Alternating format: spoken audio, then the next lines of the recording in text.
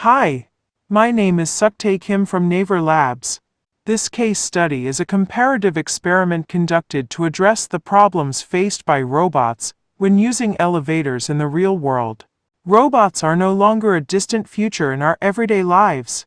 In fact, right here in this 28-story office building, about 60 robots are already performing over 100 delivery tasks per day. Approximately 3,000 people have used the robot service at least once, resulting in about 22,000 deliveries per year. Elevator use is crucial for people in high-rise buildings, but it's also an area where people often encounter inconveniences. What would happen if we shared this space with robots? Some people perceive robots as slower than humans.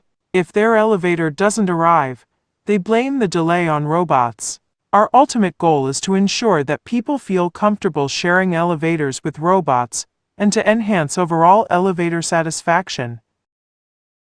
When are people most dissatisfied?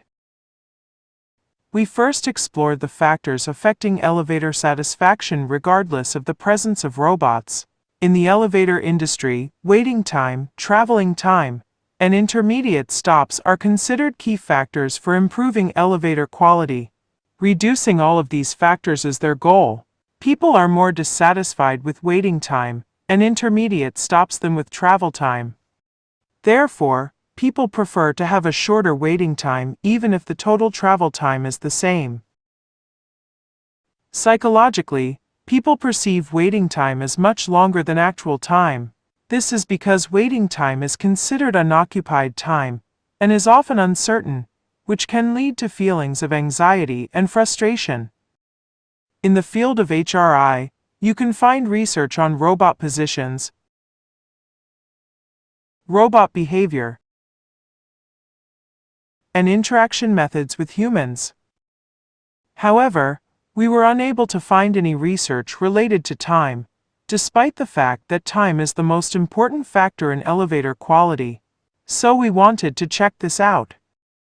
We conducted a user study to investigate how the time factor, along with the position factor suggested in previous studies, affects elevator satisfaction.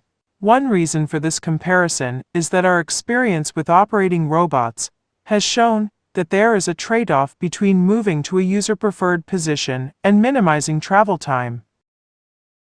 To test our hypotheses, we designed a 2x2 within subjects experiment with two independent variables. The time comparison was set to 8 seconds and 16 seconds. 8 seconds is the actual travel time when moving along the plane path, while 16 seconds is the travel time when moving along the considerate path. We will refer to each condition as PF, PS, CF, and CS for brevity. For the robot, we used our own developed robot. It is capable of autonomous navigation based on reinforcement learning, but for this experiment, we manually controlled it to eliminate the factor of robot autonomy. To gather responses from a large number of participants, we conducted the experiment through an online survey based on videos. We sent a survey request to 5,000 employees through an internal bulletin board, and we received 374 valid responses. As shown in the figure, most people have encountered robots and can be assumed to be aware of their physical size and movement speed. Participants watched videos of the 4 conditions in a random order to eliminate order effects, and then answered the following questions. All videos started with the message waiting for the elevator to attend a meeting starting on another floor in 1 minute. This was done to help participants imagine themselves in a situation where they need to move quickly.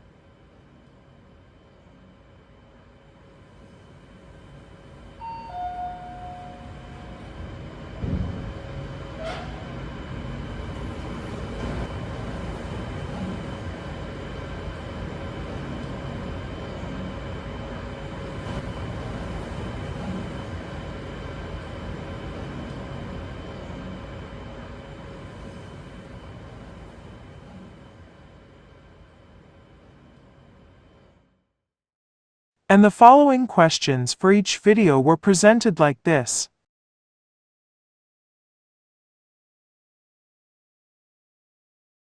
we analyze the results for the two variables using ANOVA and also analyze the correlation between satisfaction and the robot's sociability.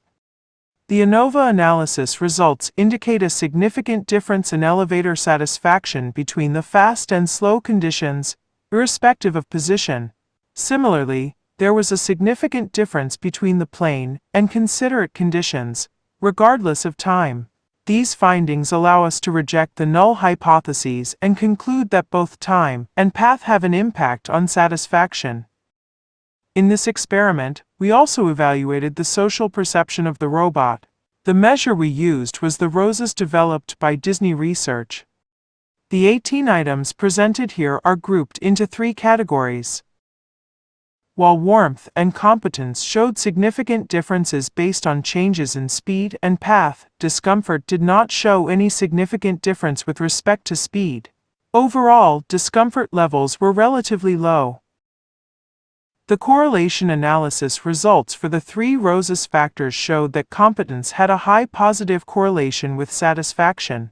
We were able to identify the thoughts associated with these elements through open-ended responses. As expected, there were more positive responses than negative responses as the satisfaction score increased.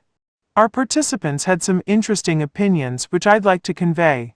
Participants generally liked the robot following them, seeing it as a friendly colleague. Some wanted faster speeds and disliked waiting for robot rotations. The plain path was appreciated for its predictability, but its central location was not. Some people thought it was smart that the robot could find empty space.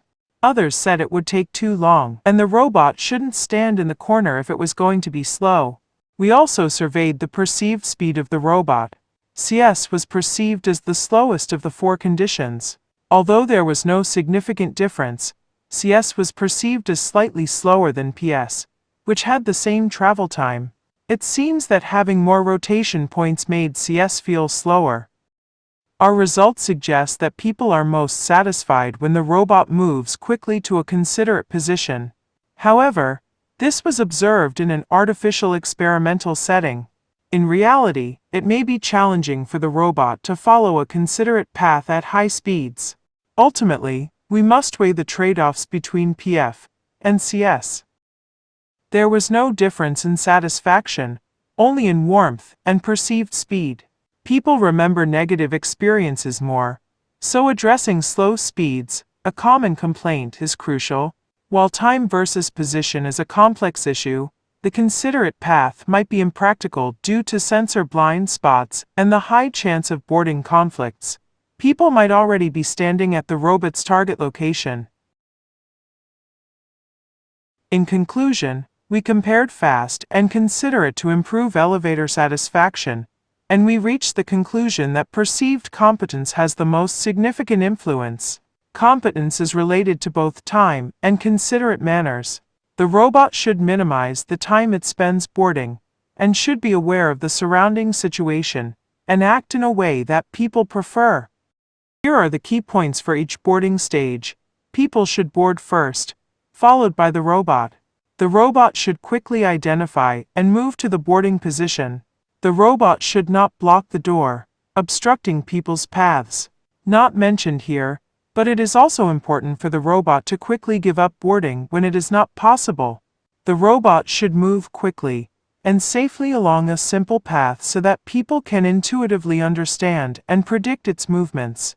Before reaching the stopping position, it is important to close the elevator door to reduce the time the elevator is stopped. Human-robot interaction in elevator environments is a field with much potential to make our future lives with robots more human-friendly. As we continue to explore this field, we will learn more about how to design robots that are more socially aware, physically safe, and emotionally engaging. Thank you for your time and attention. I look forward to hearing your thoughts on this important topic.